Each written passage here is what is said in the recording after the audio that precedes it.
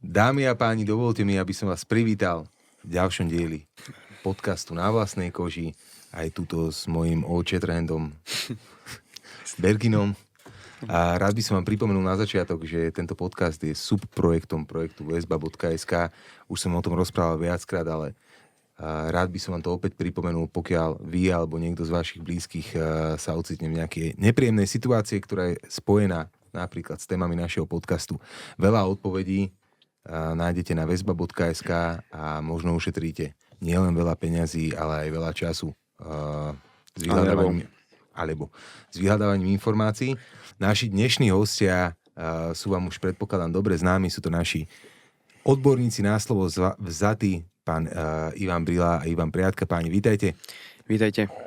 Dobrý večer. Dobrý večer. My sme si vás dneska opäť zavolali, pretože chceme poznať váš názor a chceme vidieť váš insight do problematiky novely trestného zákona, ktorá lomcovala teda nielen našimi ústavnými činiteľmi, ale aj našimi médiami a bolo to hodne prepierané. Na začiatok mňa ako obyčajného človeka by zaujímalo, lebo som o tom nikde nepočul nikoho hovoriť, že ako vlastne takáto novela zákona vzniká, koľko to treba trvá, kto sa na tom podieľa a doplnil by som tretiu otázku v tejto podotázke. Ako zásadná je z vášho pohľadu, alebo aká veľká tá zmena je pre náš právny systém? Čo sa týka samotného procesu príjmania zákonov, je to postup, ktorý má... Už som myslel, že povieš úplatkov. To je iný proces. Aj ten má svoje predpísané následky. Je to proces, ktorý je štandardne upravený v nejakých právnych predpisoch, má svoj predpísaný postup. V zásade si vieme povedať, že sú také dva štandardné spôsoby príjmania zákonov. Povedzme, že jeden je štandardný, druhý je nejaký zrýchlený. Čo sa týka tej vašej otázky, že koľko môže taký postup trvať, závisí to od toho, aký typ legislatívnej zmeny ide, respektíve aký typ zákona ide. Máme nejaké procesy, ktoré trvajú kratšie prirodzene, ide o nejakú krátku novelu nejakého zákona, prípadne nejaký predpis, ktorý nemá nejaký zásadný dopad, je kratšej povahy. A potom ide o nejaké rozsiahlejšie úpravy, ktoré samozrejme majú aj vyššiu časovú náročnosť. Pokiaľ ide o prijatú novelu trestného zákona, ide o pomerne rozsiahlú úpravu, ktorá v nejakej miere v niektorých častiach dosť podstatne mení súčasné nastavenie. Je to taká jedna z najzásadnejších zmien? Áno, určite. Po prijatí nového trestného zákona a nového trestného poriadku v roku 2005 ide o najväčšiu zmenu. S tým, že vzhľadom na rozsah, si môžeme povedať, že v nejakom štandardnom procese by prijatie takéto novely alebo tej práce na tom, ktoré majú prebehnúť predtým, ako sa tá novela dostane na prerokovanie do Národnej rady, prebiehali kľudne aj niekoľko mesiacov až rok. Hej. Ja môžem povedať, že som bol členom poradného tímu ešte bývalého ministra Karasa a tam práce na novele prebiehali zhruba rok. Tej, ktoré sa pripravilo v tom čase, bola predložená do Národnej rady, ale nebola schválená, respektíve bola stiahnutá. S tým, že treba si pod tým skutočne predstaviť takúto mravenčú prácu veľkého tímu odborníkov, ktorí pracujú na tých jednotlivých pripomienkach. My sme to mali dokonca v tom čase rozdelené na jednotlivé špecifické skupiny, ktoré sa zaoberali napríklad drogovou trestnou činnosťou, alkohol za volantom, trestná zodpovednosť právnických osôb. Boli sme v zložení sudcovia, prokurátori, advokáti, akademici. To znamená... Koľko treba akože ľudí, počet ľudí robí na takéto novele? Ten tím bol niekoľko desiatok. Okay. Tam to bolo skutočne veľmi široké a neviem, dokonca nepamätám si, že by niekto takto k tomu unikátne pristúpil, ako bol minister Karas. Čiže tá novela naozaj bola veľmi prepracovaná a hlavne bola výsledkom konsenzu všetkých ľudí, ktorí sa nejakým spôsobom participujú na tomto procese. Čiže povedzme si, keď tá príprava toho textu zákona takýmto spôsobom prejde. V tomto prípade ministerstvo spravodlivosti dá návrh zákona, predloží na schválenie s tým, že samozrejme prebehne ešte tzv. Pripomienkovací proces. To znamená, že ten zákon sa predloží na pripomienkovanie, jednak to pripomienkujú štátne orgány, môže to pripomienkovať verejnosť, odborné organizácie. Aj tento proces má svoj predpísaný postup, ktorý trvá nejaký ten čas. A následne z tohto celého procesu vznikne nejaký finálny produkt, ktorý sa následne predloží na prerokovanie do Národnej rady, kde štandardne prebehnú 3 čítania. takisto to má nejaký svoj predpísaný postup, kde sa môžu potom jednotlivé veci cizelovať, meniť, dávať sa nejaké doplňujúce návrhy a tak ďalej. A vo finále až na konci sa hlasuje potom v 3. čítaní o prijatí toho zákona ako celku. A kľudne si povedzme, že naozaj v takomto prípade ako trestná novela by to mohol byť niekoľkomesačný proces. A druhá alternatíva je skrátené legislatívne konanie, ktoré sme mali možnosť vidieť teda v priamom prenose, kde od momentu predloženia toho návrhu, tam sa vynecháva celý ten proces pripomienkovania. Už sa niekedy také niečo udialo, že takto zásadná zmena v histórii našej krajiny, po prípade pokiaľ vieš, alebo si pamätáš, že udialo sa to, nemuselo by to byť síce z novelou trestného zákona, ale niečo takto zásadné, čo by išlo v skrátenom konaní? Priznám sa, že o tom neviem. A dokonca treba napríklad povedať, že už dlhú dobu sa u nás rozpráva napríklad o zmene občianskeho zákonníka. Ten proces trvá už ako niekoľko rokov bez nejakého relevantného výsledku. Samozrejme ide o komplet zmenu celého občianskeho zákonníka, ale tá novela toho trestného zákona, trestného poriadku bola pomerne rozsiahla, takže dá sa to plus minus akože na oko prirovnať. Hej. To znamená, že naozaj to by mali byť veci, ktoré by mali byť veľmi podrobne podrobené tomu pohľadu každej zainteresovanej strany, ktorá do toho má čo povedať. A je to na dobro aj jednak má to svoje pozitívne dopady v tom, že dokážu sa tam vyčistiť niektoré veci, ktoré objektívne nie každý dokáže odhadnúť. Všetky tie dopady, ako sme to možno mali vidieť aj v tom priamom prenose pri príjmaní toho novely trestného zákona, kde napríklad došlo ku korekcii v súvislosti s trestným činom znásilnenia, s jeho premlčaním. A takisto to dáva priestor na širokú odbornú diskusiu a aj na prípravu tej verejnosti na to, že takáto nejaká zmena bude prijatá, môžu to naštudovať, pripraviť sa na to a tak ďalej. V podstate laicky povedané, veľa klientom sa to možno trošku zlepší, trošku zhorší, alebo že určite to bude mať nejaký aj dosť zásadný vplyv na niektoré prebiehajúce konania a tak ďalej.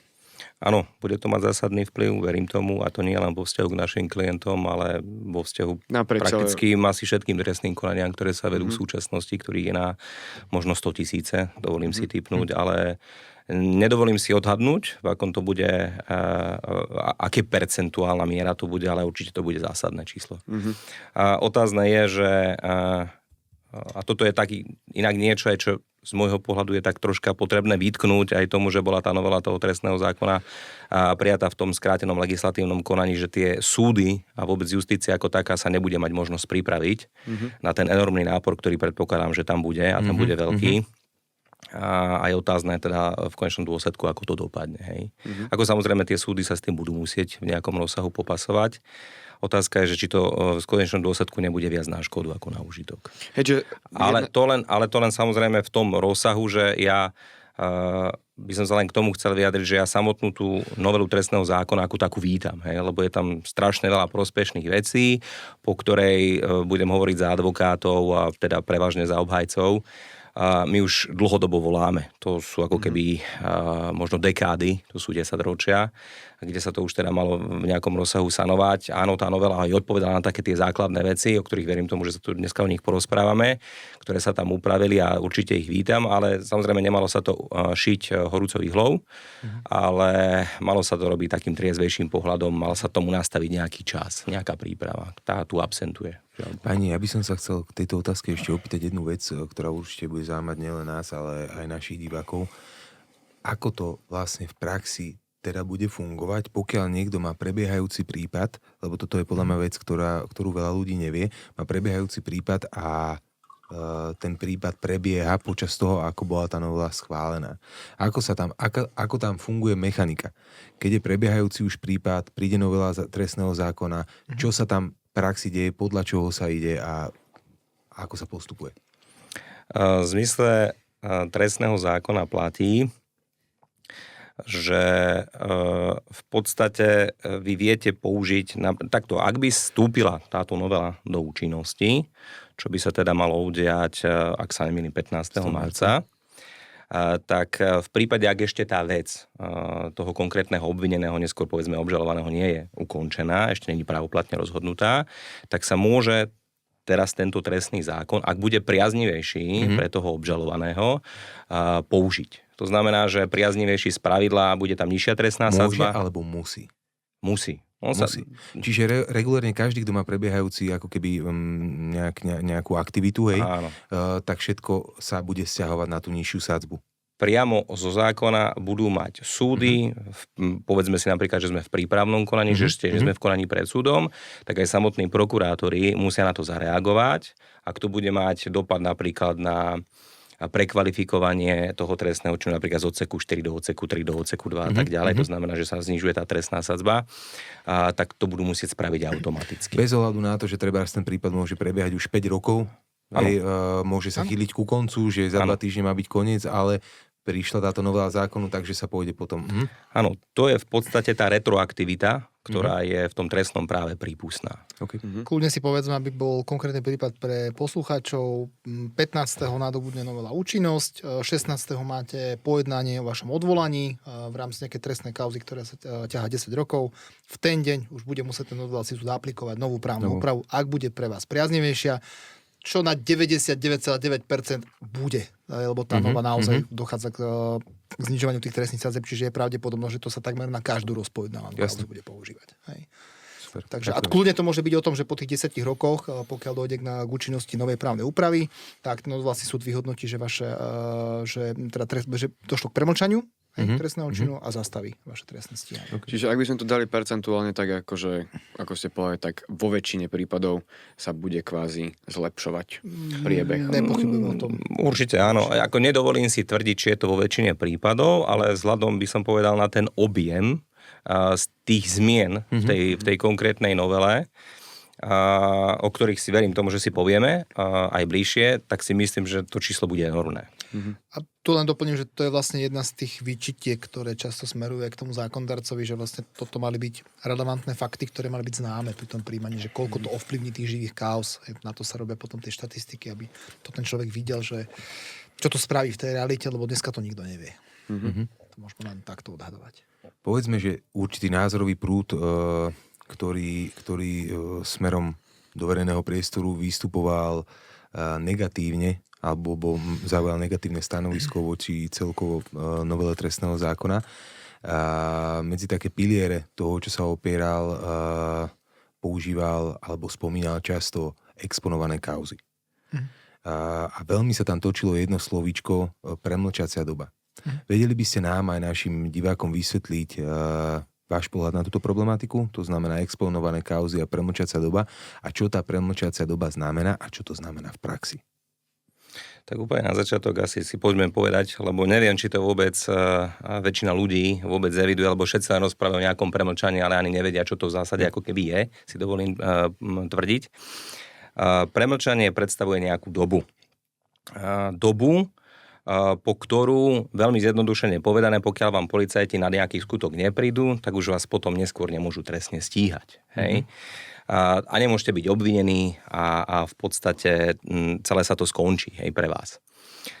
Bez ohľadu na to, či ste sa toho trestného činu dopustili, alebo ste sa ho nedopustili. Hej? Už zo zákona nebudete môcť byť ďalej stíhaní.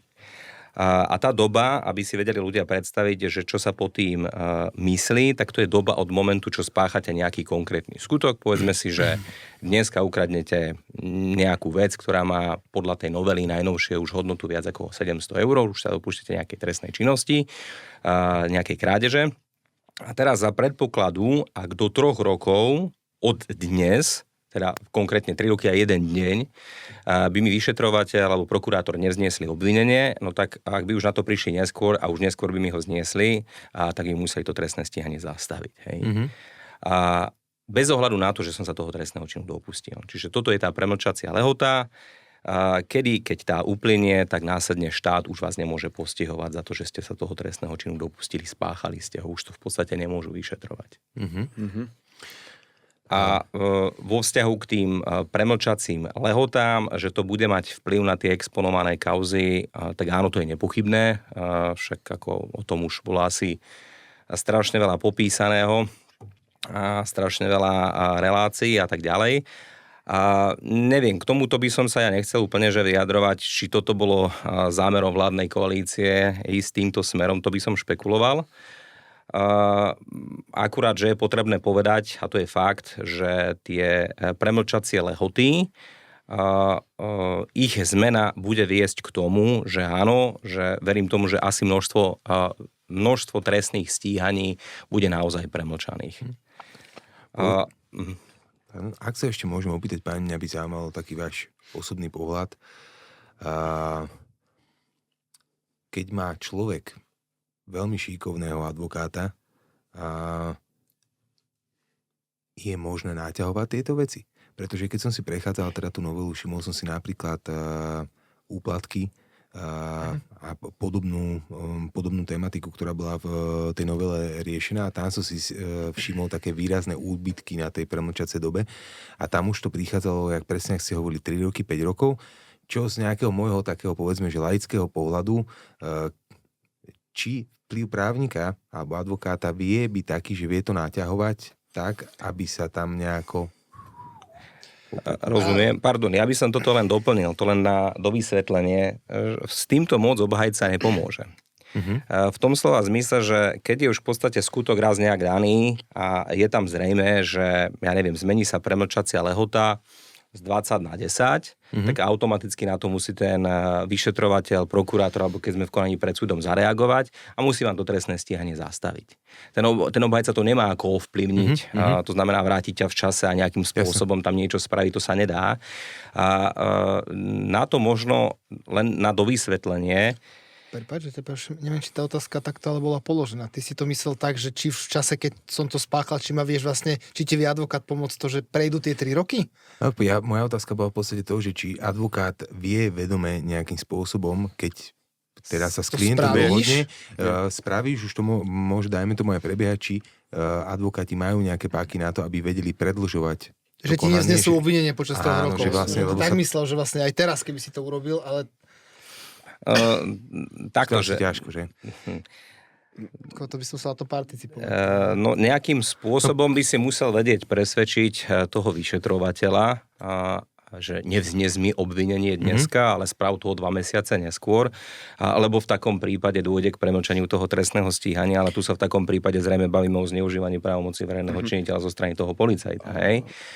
Ale že tuto by som len akože nadviazal, že čo sa do tej novely trestného zákona dostalo a tu napríklad vie ten obhajca pomôcť. Že doteraz to nebolo také úplne jednoznačné, že momentom, čo ten vyšetrovateľ znesie to obvinenie, tak sa prerušuje tá premlčacia lehota. Prerušenie znamená, že povedzme, že máme tú 3-ročnú premlčaciu lehotu, vznesením obvinenia sa prerušuje, to znamená, že od momentu vznesenia začne plynúť tá 3-ročná na novo. Ak by nespravil ten vyšetrovateľ za tie 3 roky od vznesenia žiadny úkon, tak by sa to znova premlčalo. Ale ak bude robiť ďalšie úkony, napríklad dneska vypočujem Janka, zajtra vypočujem Marienku, tak od tých momentov sa stále robí to prerušenie a začína plynúť ako keby nová tá stále 3-ročná premlčacia lehota. Aha, chápem. Hej. Okay. No, ale nie k tomuto som sa chcel dostať som sa chcel k tomu, že do tej novely sa dostalo niečo, čo bolo iba v judikatúre a nebolo úplne jednoznačné. A dneska je to už vďaka Bohu normované v tej novele, že momentom, ako mne niekto vznesie obvinenie a ja ako obhajca podám proti tomu sťažnosť, proti tomu vzneseniu obvinenia a bude zrušená tá sťažnosť, hej? To uznesenie o vznesení obvinenia bude zrušené, tak sa to nebude brať do úvahy. A v takom prípade by som tú lehotu tým pádom natiahol. Len to je za predpokladu, že uspejete. A že uspejem, no tak ale v tom je tá úloha toho obhajcu, že keď je šikovný, tak takýmto spôsobom vie pomôcť. Okay. Alebo predísť tomu vzneseniu, ale tam, asi, vieš... Ale tak to samozrejme záleží od dôkaznej situácie. Nie sú to asi úplne ani najjednoduchšie úkony častokrát. Ja som sám pýtal na to, že v podstate v preklade úplne, keď to poviem laicky, že či vy alebo vaši kolegovia respektíve budú mať nejaké dodatočné páky, alebo či sa deje také... Ak si mal na mysli že či obhajca vie pomôcť v tom slova zmysle, že aby tú premlčaciu lehotu oddialil, tak neviem teraz, či dobre nadpojím, ale od momentu, čo sa stane skutok, sme povedali až do momentu, kým nie je vznesené obvinenie. Hej, tak dobre, môže tam byť nejaká fáza takzvaného začatia trestného stíhania vo veci, kde sú vypočúvaní svedkovia, kde by som ja ako keby čisto hypoteticky vedel predĺžovať, aby teda dneska ten úkon nebol, lebo vlastne tá výpoveď toho svedka môže byť niečo, na základe čoho mi vznesie obvinenie. To môže byť ten dôkaz. Hej. Len tuto zase musím povedať, že ja v momente začatia trestného stíhania vo veci, keď je len začaté, tak ja ešte nie som obhajcom. Tak to ty to ani nevieš. Ja to ani neviem. Veľakrát to ani neviem. Ja sa veľakrát dozviem to, že obhajujem klienta až momentom, čo ten klient za mňou povie. A teda pán obhajca vzniesli mi obvinenie, prosím vás, vedeli by ste ma v tejto veci obhajovať. Čiže ak robí takéto úkony, tak ja do nich nevieš ani vstúpiť. Vo väčšine prípadov, aj keby som o nich vedel, ale neviem do nich vstúpiť, pretože ja sa ich ani neviem ani sa ich neviem zúčastniť tých úkonov. Za to je tá otázka zákerná, alebo potom navádza k tomu, že ty vieš do toho vstupovať, ale nie právnymi technikami. Tak ale všetko chceme len nedávať zákerné otázky, to sa ospravedlňujem. Ale pravím tým, že by som pomohol klientovi spôsobom, že svojou participáciou, teda, že podám sťažnosť a dôjde k zrušeniu toho uznesenia obvinenia, tak už konečne v tej novele je toto napísané, že tak sa to nemôže viazať na to premlčanie, že to zrušené uznesenie obvinenia, dakedy to takto bolo. Mám presne tento prípad som mal, kde som presne na toto poukazoval, že bolo zrušené uznesenie obvinenia a že nemôžno ho započítavať do tej premlčacej lehoty, že ten moment, hej, že môže to byť až to ďalšie uznesenie obvinenia, ktoré obstalo a stalo sa právoplatným. Hej. Za mňa prišiel klient a povedal napríklad: páni, mám 10. posledné pojednávanie vo veci, ale chcem počkať, napríklad nech sa mi to natiahne na toho 16. poraď mi, čo mám spraviť, alebo nemôžeš ma udrieť, alebo niečo podobné. Či mali ste nejakú takúto žiadosť od klienta niekedy, aby ste mu dali nejaké know-how na to, ako to oddialiť? Tak musím povedať, že my také know-how nedávame. Samozrejme, že sú nejaké zákonné dôvody, ktoré môžu viesť k tomu, že to pojednávanie bude odročené. Z praxe veľmi častým dôvodom choroba. Hej. Choroba klienta, choroba obhajcu. Častokrát sa stane, že v rámci senátu niekto ochorie, to znamená, dojde k odročeniu pojednávania na iný termín. S tým, že áno, chápem, ako môžeme asi predpokladať všetci, že v súvislosti s tou novelou sa určite v súčasnosti deje pomerne často, že niekto z dotknutých osob sa nemôže dostaviť na to pojednávanie. Špeciálne z dôvodu choroby. Ja to nejakým spôsobom hodnotiť nebudem. Samozrejme, to je na súde, aby si vyhodnotil, či to ospravedlnenie náplňa všetky zákonné predpoklady na to, aby mohol dojsť k ospravedlneniu neúčasti a k odročeniu pojednávania. Máš pekné zvonenie.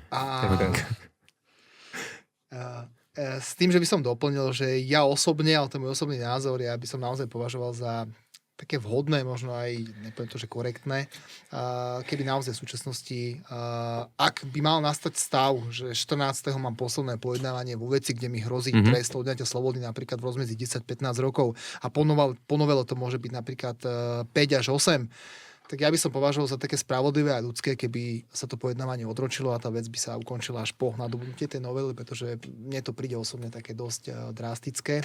Musí to byť vec, ktorá vám objektívne znemožňuje účasť na tom pojednávaní. Hej. To znamená, že ja si viem predstaviť kľudne, že keby to bola aj zlomená noha, ale vás vedia naložiť do auta, tak to není zákonný dôvod na to, aby ste sa nezúčastnili na pojednávanie, lebo tam môžete sedieť a toto je strašne off topic.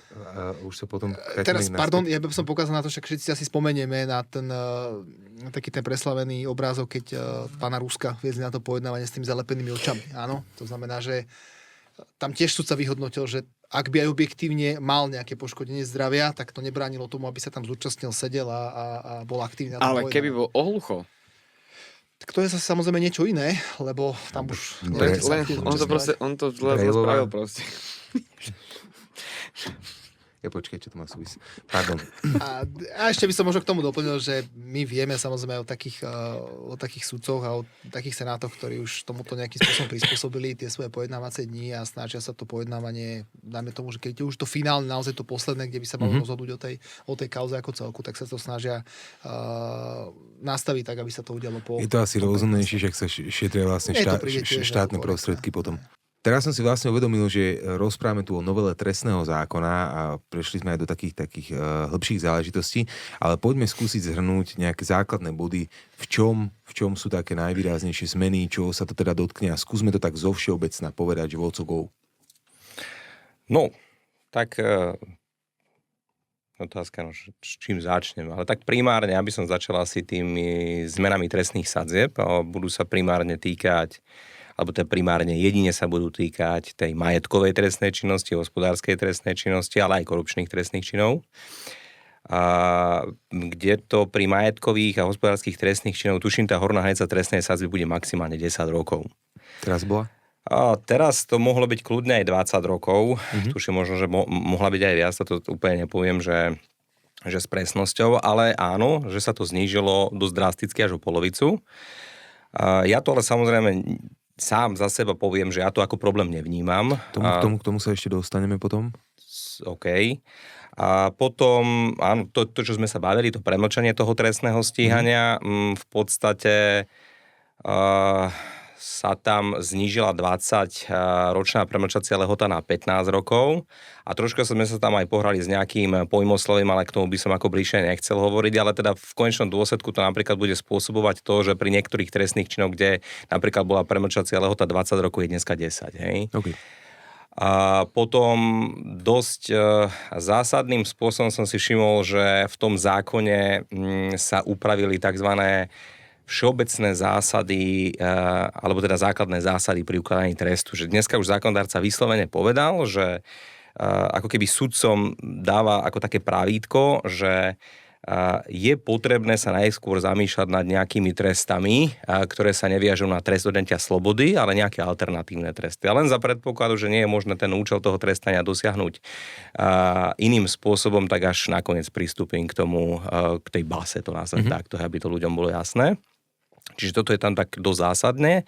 Potom sú tam napríklad zmeny, ktoré sa týkajú v rámci poľahčujúcich a priťažujúcich okolností. Že doteraz to bol taký uzatvorený okruh, že len toto je poľahčujúca, len toto je priťažujúca a dneska je to už napísané, že v tom zákone ako najmä, to znamená, že tá poľahčujúca alebo priťažujúca okolnosť môže byť aj iná, len treba na ňu ako keby v nejakom rozsahu že prísť. Hej. Napríklad navrhne ju obhajca, povie, že alebo toto sa stalo a toto prosím vás, pán sudca, zvažujte ako nejakú poľahčujúcu okolnosť, po prípade môže prísť prokurátor a povie, že takto to môžete považovať ako priťažujúcu okolnosť, čo má potom v konečnom dôsledku vplyv na to, akým spôsobom bude vlastne ukotvená vaša trestná sadzba. Lebo to má vplyv na to, že či je priťažujúcich alebo poľahčujúcich viac, to sa potom vie aj odraziť v tom, či sa vám tá dolná hranica trestnej sadzby, napríklad máme 3 až 8, tak dolná sa môže zmeniť, hej?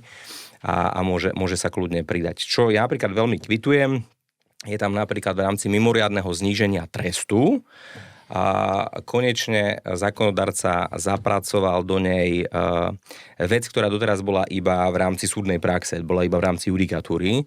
A to v tom zmysle, že keď dneska urobíte vyhlásenie na súde o tom, že sa cítite teda, že ste vinní alebo nepopierate spáchanie skutku, tak prichádzalo do úvahy to aj dnes, len to nebolo v zákone, vravím iba v zmysle tej judikatúry, to prichádzalo do úvahy, že môže vlastne pristúpiť k tomu, že vám ten sudca uloží trest pod dolnú hranicu tej trestnej sadzby o 1/3. Že sa bavíme, že o tom, že je 3 až 8, čiže dolná hranica 3, takže tu vám môže znížiť o 1/3. Hej.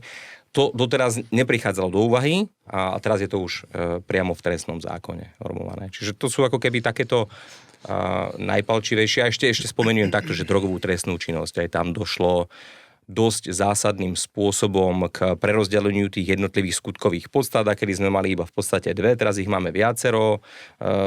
Či pestujete napríklad marihuanu, alebo sa zaoberáte povedzme nejakou drogovou trestnou činnosťou, ktorá sa viaže na huby, alebo ste len konzument, alebo to teda obchodujete s tým, takže to sa v podstate zmenilo. Hej? Aj sa samozrejme znížili trestné sadzby za drogovú trestnú činnosť. V niektorých prípadoch dosť markantne. Poviem v prípade jedného z mojich klientov, ktorému hrozí dneska 10 až 15 rokov za to, že mal pri sebe 1,1 mg pervitínu a už v minulosti bol za drogovú trestnú činnosť odstíhaný, ale podotýkam len ako konzument, on to nikdy nepredával, mu dneska hrozí 10 až 15 rokov. Keď prejde táto novela, tak mu bude hroziť maximálne 6 rokov. Ako najviac, 1 až 6. Čiže to je dosť markantný. Toto sú celkom zaujímavé paradoxy toho nášho systému, nad ktorými sa ja ako bežný človek občas veľmi zastavím. Berky, ty sa chcel niečo opýtať tej škode, ale že? Áno. Veľmi veľa sa rozprávalo aj o zmene rozsahu škody. O akú zmenu ide a aký vplyv to môže mať na trestné konania? Pokiaľ ide o škodu, tak to len pre vysvetlenie, že ona má vplyv na viacero vecí v rámci toho, že ako sa vlastne bude ten váš skutok ako trestný čin posudzovať. Doteraz sme mali napríklad Škodu malú, ktorá bola 266 eur, zdvihlo sa to na 700. Hej. Potom bola Škoda väčšia, značná, veľkého rozsahu a tak ďalej. Hej. Toto sa zásadným spôsobom upravilo. A ono toto bude mať aj zásadný vplyv na to, že sa budú vlastne tie skutky prekvalifikovávať. Aby som povedal príklad, na tom sa to najlepšie vysvetľuje. Máte trestný čin podvodu, kde za predpokladu, že sa dopustíte do toho trestného činu a ja neviem, obohatíte sa o nejakých 150 000 eur v rámci toho podvodu, tak by ste sa dneska dostali do odseku 4 a stíhané je to 10 až 15 rokov. A po novele sa dostanete do odseku 2, bude to škoda väčšia, ak sa nemýlim, a tuším, teraz je to nastavené, že by to malo byť najviac 4 roky. Hej? A to potom bude mať aj vplyv napríklad na tú premlčaciu lehotu, lebo v prípade tých 10 až 15, neviem, či by tam nebola premlčacia 20 rokov, a za predpokladu, že sa dostanete do odseku 2, kde vám hrozí najviac 4 roky a bavíme sa o prečine, tak tam bude premlčacia lehota 5-ročná. To znamená, že za predpokladu, ak by to tí vyšetrovatelia na to prišli, povedzme, o 10 rokov a vzniesli vám po 10, tak to máte premlčané. Jasne. Za tej staršej právnej úpravy, ktorá je teda v súčasnosti platná, by ste to premlčané nemali a teda preto to aj stíhajú dneska. Huncu ti to vedeli, prečo? Keď takto ináč chápem správne, tak v podstate je možné, že jedným z vedľajších efektov tejto novely trestného zákona môže byť aj menšie zaťaženie súdneho systému a menšie zaťaženie väznic? Alebo je to ťažké, ako keby predpokladal, ale mne to tak z také jednoduché matiky vychádzalo, že... Tak tento zámer, to zníženie zaťaženosti väzníc bol aj komunikovaný zo strany predkladateľa aj vlády. A áno, dá sa povedať, že pokiaľ sa bavíme o znižovaní tých trestných sadzieb, tak ten všeobecný prístup alebo ten nejaký zámer, s ktorým to bolo príjmané, je ten, aby ten trest odňatia slobody bol ukladaný až vtedy, keď je to skutočne nevyhnutné a nie v situáciách, keď do úvahy prichádza nejaký iný alternatívny trest. Takže je možné očakávať, že skutočne bude viac ukladaných podmienečných trestov, alternatívnych trestov a ten trest odňatia slobody bude ukladaný v menšej miere, ako tomu bolo teraz, vzhľadom na to, čo umožňuje alebo čo bude umožňovať tá nová právna úprava, ak nadobudne účinnosť. V poriadku, ďakujem pekne za odpoveď. Skúste ešte také krátkosti, kým prejdeme k posledným 2 otázkam, ktoré máme dneska na vás nachystané. Skúste možno vypovedať z vášho pohľadu, či sú nejaké body alebo nejaké trecie plochy, s ktorými sa možno vy z vášho pohľadu odborného nestotožňujete, alebo ktoré možno mohli byť spracované a zapracované nejak lepšie? Ja by som, aj keď to je možno skôr otázka do toho trestného poriadku, ktorá teda není veľmi téma dneska, že sa viac bavíme o tej novele trestného zákona, a že nie veľmi sa pozerá na tých poškodených, po prípade obete tých trestných činov. Akože ja tam nevidím úplne v tých novelách, tých trestných kodexov zapracovanú tú tzv. Restoratívnu justíciu, čo v zásade znamená ako niečo, že v prvom rade sa poďme pokúsiť to, čo sa stalo, nejakým spôsobom ako keby kvázi zmieriť, ak to prichádza samozrejme do úvahy, medzi tým páchateľom a tým poškodeným zmieriť tie následky toho trestného činu, čo by mala byť primárne práca probačných a mediačných úradníkov. Tak na to si ako keby priestor tá novela nenašla. Jednak ani tí probační mediační na to nie sú v súčasných podmienkach justície pripravení, bolo by ich potrebné navýšiť. Viem, že v Českej republike ich majú niekoľkonásobne viac a viac sú tým prvkom restoratívnej justície nastavení, ako je to u nás, ale toto je taká dosť veľká škoda, že to tam absentuje, že to tam nie je ako už, keď sa naozaj zákonodárca vybral tou cestou, že nejdeme ako keby tou represiou, budeme sa skôr snažiť o tie alternatívne tresty, tak naozaj aj tí, ktorí sú najviac dotknutí touto trestnou činnosťou, tak by si zaslúžili, aby sa tie prvky restoratívnej justície viac zvýraznili, aby sa napríklad oni ďaleko viac domohli nápravy toho následku, ktorý im bol spôsobený. Hej. Či už je to škoda na majetku, či už je to zásah do ich nejakých osobnostných práv alebo čohokoľvek. Páni, ešte posledná vec, lebo nedá mi to. Jednu vec som nezapočul, ako keby až tak v kuluároch ohľadom novely trestného zákona, ktorú ste vy paradoxne spomenuli, keď sme spolu rozprávali mimo natáčania, a to je možno fakt, že celá táto novela trestného zákona smeruje nové nastavenie zákonov paradoxne viacej k európskemu štandardu. Lebo ono sa veľa hovorilo teda, že je o drastické znižovanie tých premlčacích dôb a týchto všetkých vecí, ale vy ste hovorili o tom, že je tam vysoké percento, povedzme, zhôd, ktoré sa zhodujú s tým, ako to je v zahraničí, že my sme mali skorej bol slovenský justičný systém naozaj nastavený tak drakonicky, čo sa týka trestov? Podľa môjho názoru áno. Špeciálne, čo sa týka napríklad tej majetkovej a drogovej trestnej činnosti. Chcel by som k tomu dodať, že to, čo sa okolo toho, možno taký ten mediálny ošial, to nazvem, udial, bolo aj dôsledkom toho, že môj osobný názor je, že inak sa k tomu vyjadrovali ľudia, ktorí tomu úplne nerozumejú a nešli možno úplne do detailov, ktoré by mi objasnili to, že prečo, na čo, za čo. A možno by sa na tú celú vec pozerali inak a nie len cez prízmu toho, že je to niečo, čo je príjmané, aby to ochránilo nejakých pár vyvolených ľudí, čomu sa inak nedá vyhnúť, hej, v súvislosti, pretože ja nemôžem z toho vyselektovať nejaké prípady, kde poviem, no tak týchto sa to nedotýka, lebo je to politicky citlivé. A s tým, že keď sa pozrieme do roku 2005, tak treba povedať, že v tom roku bol prijatý nový trestný zákon, kde sa dosť radikálne zvýšili trestné sadzby.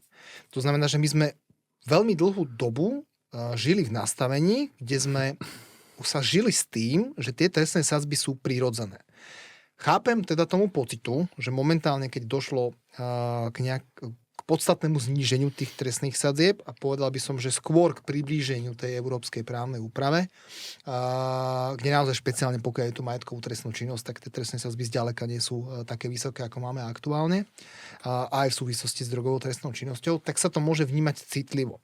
Osobitne v situácii, keď sa to začne zneužívať ako nástroj politického boja. Ja to nechcem hodnotiť politicky, nech si o tom robí každý názor. Určite v tej novele sú aj veci, ktoré mohli byť domyslené, mohli byť dotiahnuté.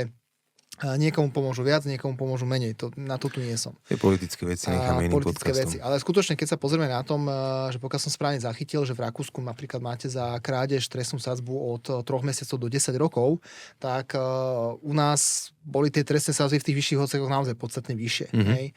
A sami sa stretávame naozaj s prípadmi, kde, tak ako to aj kolega napríklad spomenul, kde sa nejaví tá trestná sadzba, ktorú máme aktuálne nastav ako spravodlivá a vhodná. Je to potom skôr o tom, že namiesto toho, aby ste vy tomu človeku, ktorý si aj možno uvedomuje, že správal nejakú chybu a v danom momente to nerobil kvôli tomu, že si bol vedomý toho, že mu hrozí za to 10, 15 alebo 20, 25, tak mu v zásade beriete život. Jasne. Ďakujeme. Ja len dodám, že áno, ja sa s tým absolútne stotožňujem. A tá novela v rámci nastavenia tých trestných sadzieb, pokiaľ sa bavíme o tej ekonomickej a majetkovej trestnej činnosti a poťažmo aj tie drogy, lebo v podstate iných trestných sadzieb sa to nedotklo, čo tiež teda nepovažujem za úplne šťastné, viem si predstaviť aj tam tie zníženia, tak sme sa naozaj priblížili tomu európskemu štandardu, kde za tie majetkové trestné činnosti napríklad Nemecko, Rakúsko, poviem tiež príklad napríklad aj Česko, ale hlavne teda v tom Nemecku je to tak, ako kolega povedal, že sú tam tie nožnice, že 6 mesiacov až 10 rokov a naozaj to by mala byť práca pre toho sudcu, že aby on vedel vyhodnotiť vzhľadom na okolnosti toho konkrétneho skutku, tak čo si prvotrestaný, hej? Alebo teda aká je výška tej konkrétnej škody, napríklad ak sa bavíme o tej majetkovej trestnej činnosti, ako si spôsobil, alebo za akých okolností, prečo ty to spravil, čo ťa k tomu motivovalo, aká bola tvoja pohnutka, XY iných vecí, ktoré teda má ten sudca vyhodnocovať, ak už som ťa teda uznal za vinného, tak aký primeraný trest ti uložím, tak si myslím, že tie nožnice 6 mesiacov až 10 rokov sú úplne správne nastavené a nie je nikde napísané, aby páchateľ, ak je napríklad recidivista, vyfasoval až 10. Po prípade, ak to niekto spravil z dôvodu, že nebolo čo dať do úst, hej, a jednoducho bola to ako keby nejaká prvoplánovaná vec, tak prečo by ten človek napríklad nemohol mať tiež aj 6 mesiacov, hej? Kde napríklad, ako som spomínal, že pri tej drogovej trestnej činnosti, nech si každý na to spraví svoj vlastný názor, ale dostať z môjho pohľadu 10 až 15 za to, že mám 1,1 gramu niečoho a hoď som aj v minulosti sa niečoho dopustil, a teda ubližujem v zásade ako keby iba sám sebe, čo teraz ako nechcem povedať, že chcem ako keby dekriminalizovať, ale chcem depenalizovať v zmysle, že takýto trest nemôže byť v žiadnom prípade primeraný. A toto sú proste drakonické tresty, zobrať niekomu 10 rokov za to, že ubližuje sám sebe, ako keď niekto napríklad na základe dohody získa 8-ročný trest a spáchal vraždu. Hej. To je strašný nepomer. Takže toľko asi k tomu. Pani, aby som ešte na záver prešiel k úradu špeciálnej prokuratúry. Prejednávalo sa zrušenie a tak ďalej. Je to potrebný krok, alebo čo by ste vedeli o tomto povedať vy z vašho pohľadu? V zásade to súčasné nastavenie, ktoré máme, to znamená zriadenie špeciálnej prokuratúry na stíhanie, nazvime to tej najzávažnejšej kriminality, je len jedno z viacerých riešení, ktoré je možné. To neznamená, že automaticky najlepšie. Samozrejme evidujem a rozumiem aj tým výhradám, ktoré prichádzajú v súvislosti s tým, prečo mala byť tá špeciálna prokuratúra zrušená. Rozumiem aj argumentácii, ktorá hovorí, prečo nie. V zásade čo sa týka následkov, keď k tomu dôjde, osobne si nemyslím, že to bude mať až také negatívne dopady, ako sa vykresľuje. Pretože skutočne však treba si povedať, že pokiaľ by aj nastalo to, že jednoducho tie kauzy prejdú na tie krajské prokuratúry, a tak ako je to plánované, tak to neznamená, že to prejde niekde, kde absolútne s takými kauzami nemajú skúsenosti. V konečnom dôsledku vlastne aj prokuratúry, špeciálny prokuratúr, pokiaľ viem, tak v drvej väčšine sú to bývalí krajskí prokurátori. A aj na tých krajských prokuratúrach pôsobia určité špecializované útvary a orgány, ktoré sa zaoberajú určitým typom trestnej činnosti. Čiže osobne by som to až tak dramaticky nevidel. Ako som povedal, rozumiem výhradám aj rozumiem výhradám aj proti. My sa takisto v praxi stretávame aj s prokurátormi špeciálnej prokuratúry. Takisto k tomu máme niekedy nejaké svoje výhrady. Rozumiem aj tomu argumentu, že je to proste tak špecifický orgán, nazveme takým chodbovým orgánom to nazývajú, že oni si tam z dverí do dverí podávajú veci. Nechcem to nejakým spôsobom hodnotiť, ani nebudem tvrdiť, že sa to deje, ale objektívne to môže navodzovať taký pocit, že je to taký vlastný svet. Môžem sa ťa opýtať, možno budeš vedieť, možno nie, lebo práve toto bola taká tá druhá stránka, jedna stránka, ktorú som ja evidoval, teda povedzme z médií a sociálnych sietí, bol tlak verejnosti práve na tie exponované kauzy, že to bude mať nejaký dopad na dĺžku trestov a tak ďalej a tak ďalej. Potom tu bola druhá stránka, a teda ľudia, ktorí poukazovali na takú zaujímavosť, že teda v jednej budove sídli viacej ľudí a môžu tam tie trecie plochy, ktoré by nemali vznikať, v týchto prípadoch vznikať. Z hľadiska štruktúry, povedzme, a zložiek, ktoré sa nachádzajú teda na tej jednej chodbe alebo tohto, je to štandard aj v zahraničí podľa vás? Alebo tam nesiahajú vaše vedomosti? Viete, pýtam sa, či v podstate aj v zahraničí bývajú takéto dva celky, ktoré majú spolu napríklad budovu, že či je to normálne. Lebo teraz sa bavíme asi o špeciálnej prokuratúre a špecializovanom trestnom súde. Áno, že sú... áno. A nepoznám, ako to funguje z hľadiska nejakej priestorovej vybavenosti v rámci zahraničia, ale ani si nedovolím nejako usudzovať, že to prináša nejaké negatívne dopady. Ale jedine, čo môžem povedať, že nevyzerá to možno objektívne OK. Tak ako viem si predstaviť na to, aby som rozptýlil akékoľvek pochybnosti, tak už by bolo v mojom záujme nejakým spôsobom oddeliť, aby nesedeli proste v jednej budove. Tak ako minimálne by to fajn vyzeralo a bolo by to tak objektívne lepšie vnímateľné. Ak by bol úrad špeciálnej prokuratúry zrušený, malo by to vplyv na trestné konania, ktoré boli dovtedy vedené na tejto prokuratúre? No podľa toho, čo je komunikované, teda navonok, aj cez médiá a tak ďalej, tak je zrejme, že veci, ktoré sú v zásade dozoru úradu špeciálnej prokuratúry a po podaní obžaloby, tak v podstate by mali dobehnúť takýmto spôsobom. Ja tam evidujem, možno, že sa mýlim, aj nejaké vyjadrenie pána generálneho prokurátora, ktorý takýmto spôsobom povedal, že on má tú moc to v rámci nejakých ich vlastných interných predpisov usmerniť, aby v podstate všetky tie kauzy, ktoré teda sú takýmto spôsobom ako keby rozpracované, že teda po podaní obžaloby budú ďalej pojednávať prokuratúry úradu špeciálnej prokuratúry, napriek tomu, že už nebudú prokuratúry tohto úradu, ale napríklad pôjdu na krajské prokuratúry a tak ďalej. Alebo sa hrať podľa pravidel ako keby ešte tých starých?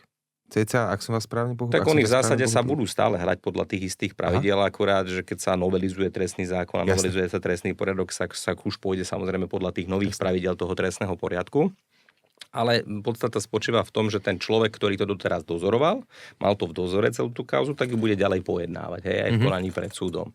Čiže tá kontinuita by tu mala byť zachovaná. Zatiaľ, čo teda do podania obžaloby, ale môžem sa myliť, nie som si úplne istý v tejto otázke, by to samozrejme potom malo prejsť na tie konkrétne prokuratúry, ktoré budú v tej veci potom už ďalej vecne príslušné. Hej, že keď už nebudeme mať rudé špeciálne prokuratúry, tak predpokladám, že to pôjde na krajské prokuratúry. Hej.